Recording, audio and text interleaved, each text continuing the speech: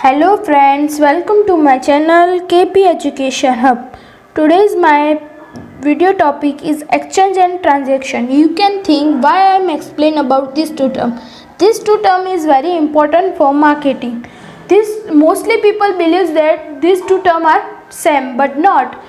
In the marketing these two term are totally different. Before starting the video, if you are first time visiting my channel, then subscribe now and press the bell icon to get the notification of my new video. Exchange. A person can obtain a product in one of four ways. One can self-produce the product or service, as when one hunts fish or gathers fruit. One can use force to get a product, as in a hold-up or burglary. One can beg, as happen when a homeless person asks for food, or one can offer a product, a service or money in exchange for something he or she desire. Exchange, which is the core concept of the marketing, is the process of obtaining a desired product from someone by offering something in return. For exchange potential to exist, five conditions must be satisfied. First, there are at least two parties. Second, each party has something that might be of value to the other party. Third, each party is capable of communication and delivery. Fourth, each party is free to accept or reject the exchange offer. Fifth one, each party believes it is appropriate or desirable to deal with the other party. Whether exchange actually take place depends on whether the two parties can agree on terms that will leave them both better off than before. Exchange is a value creating process because it normally leaves both parties better off. Now, transaction. Two parties are engaged in exchange if they are negotiating, trying to arrive at a mutual agreeable terms. When an agreement is reached, we say that a transaction take place. A transaction is a trade of value between two or more parties. A given X to B and receives Y in return.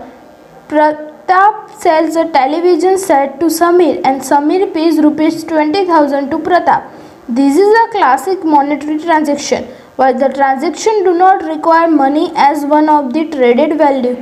A barter transaction involves trading goods or services for other goods or services, as when lawyer Jones return a wheel for physician Smith in return for a medical examination.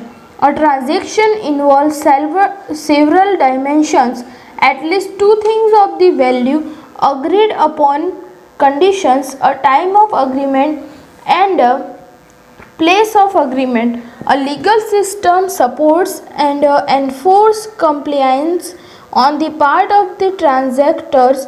Without a law of contract, people would approach transaction with some distrust and everyone would lose.